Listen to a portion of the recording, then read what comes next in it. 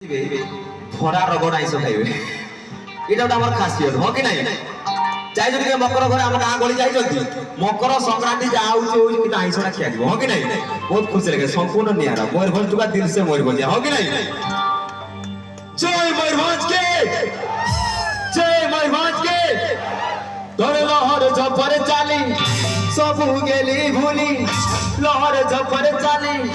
সবু গেলি ভুলি নিয়ে যাব তোকে ধনী হাতের গাকে চলো মকর মেলা বুলাইলি কতকে আমার ভাই কহিছে আমাকে চলো মকর মেলা